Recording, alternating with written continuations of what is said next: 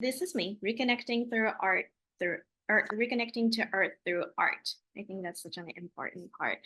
And as some of you here, one of my colleagues are member of Prime Produce Apprentice Cooperative, and this is something we can share right here. And this photo on the right, but on the left side, that's me and my sister. She would be really mad if I told her that I share her childhood picture, so don't tell her.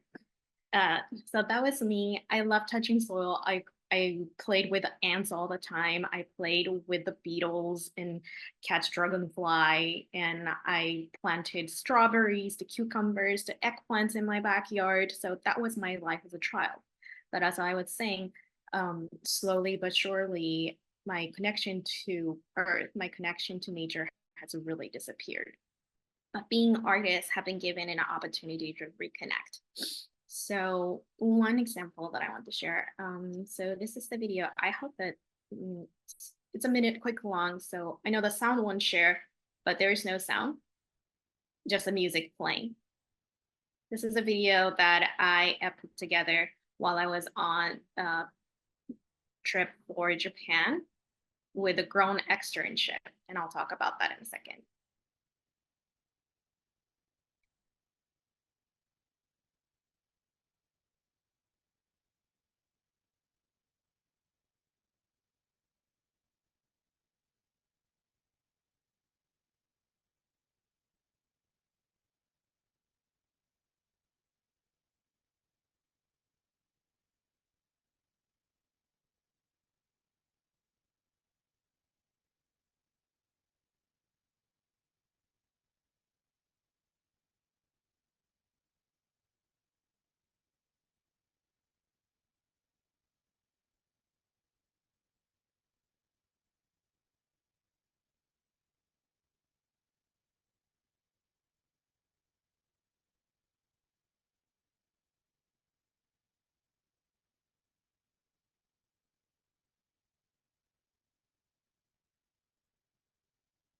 All right.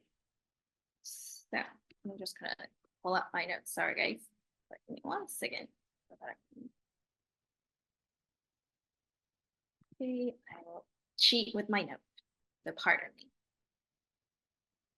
Okay, so that was a Grow externship and the trip that I went to the Shimane, Japan. And Grow externship is a program that send environmental scientists or environmental practitioner, sustainability practitioner to our partner cities such as Japan, as well as Hawaii and West Virginia. And this is another way of me through art and through documentation and journalism, and I'm connecting to the earth and this urban rural practitioner. And in this trip, the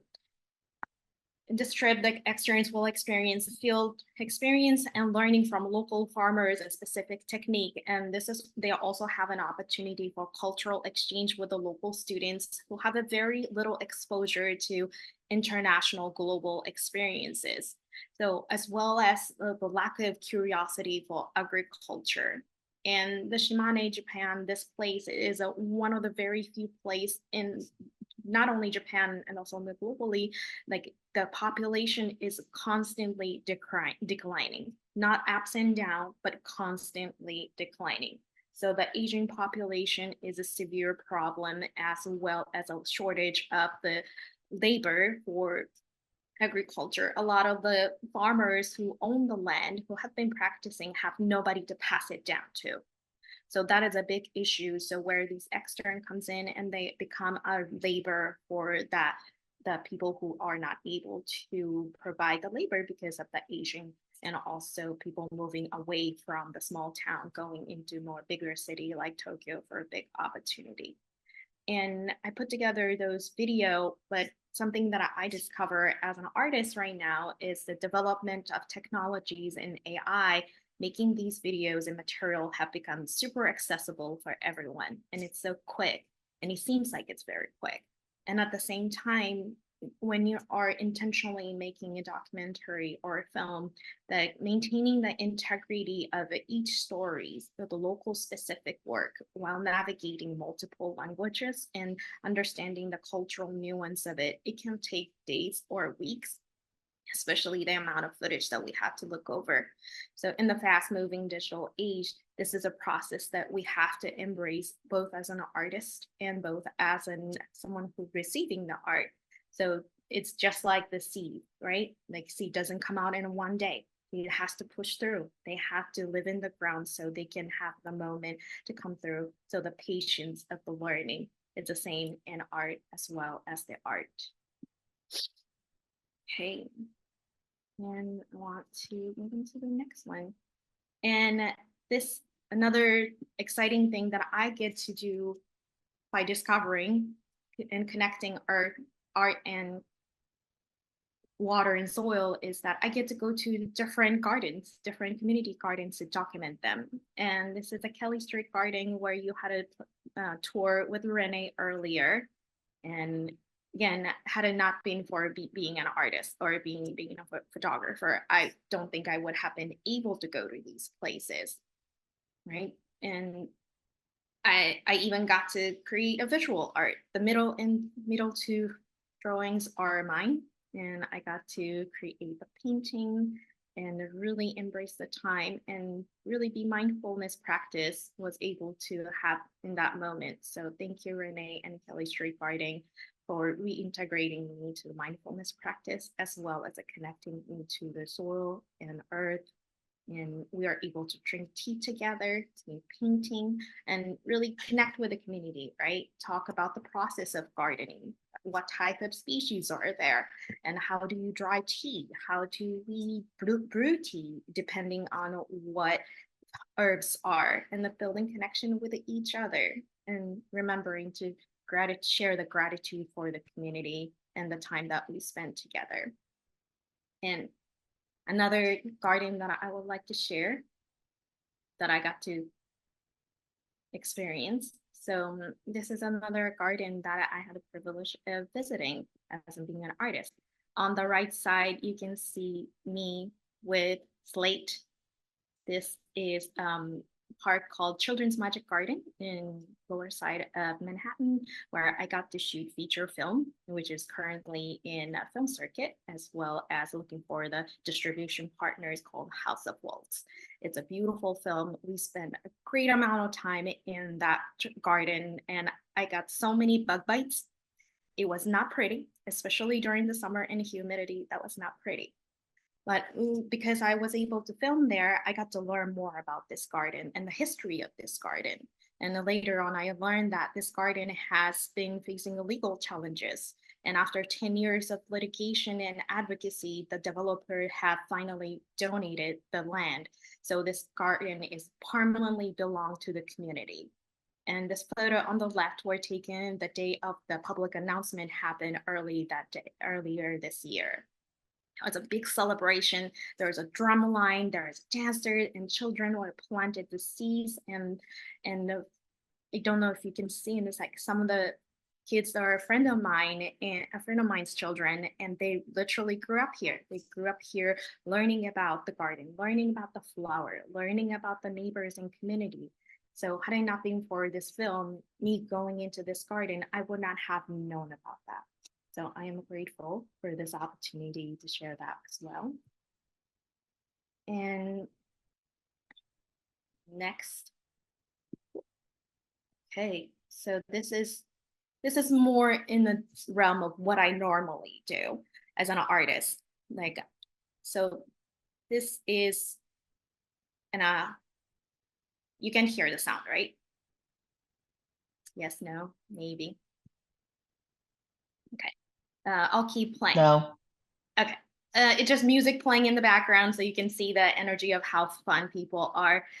This happened in the ground floor of Prime Produce Apprentice Cooperative, where I practice my art as well as a community work. And this is a hybrid exhibit called Plant Life in partnership with Persona Land as well as Figment NYC. And we had to exhibit artwork from local middle school students also virtually channeling in some folks from Curacao to Japan to South Africa. So connecting people across the generation, across the globe, and exhibit many different artwork from many places in the theme of plant life.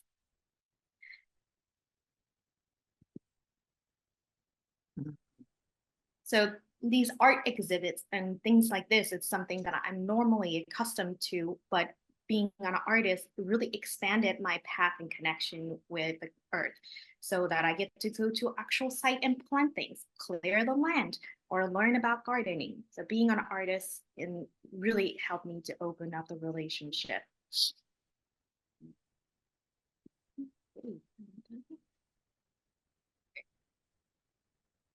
Not that one.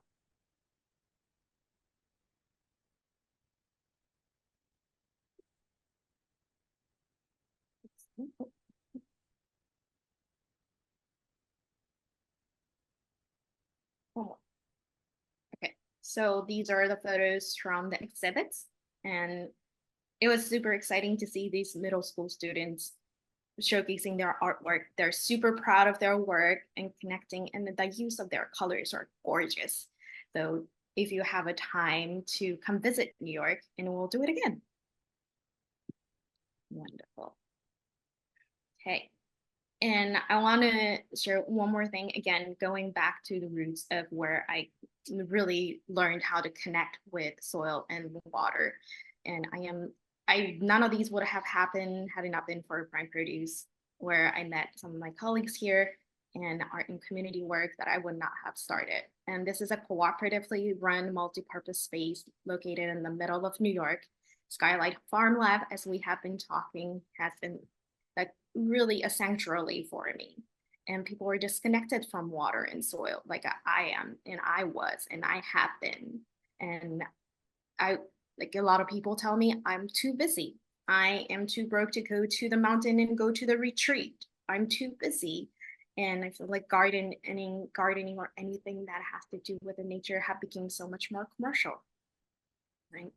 And it's a more visual asset. And I learned from kids that they don't know what the plant looked like. They don't know what strawberry looks like, aside from the red part, or they don't know what apple tree looks like. It makes me so sad. But because of being an artist, if you're curious, you get to have an opportunity to learn and reconnect with all the nature.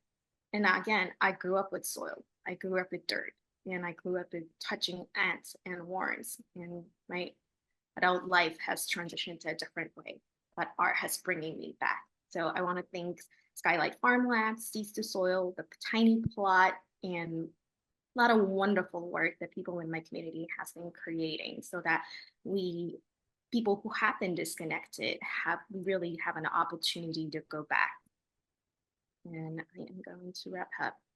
So artists and creativity can really change the narratives. It really changed the narrative, not only for the experts sharing the knowledge with people, but also people to reconnect. It's an entryway. It can be a people to start learning about science, learning about the policy, learning about the history. So it's not only one side of using that as an advocacy, it also can open up the way for people to learn new things.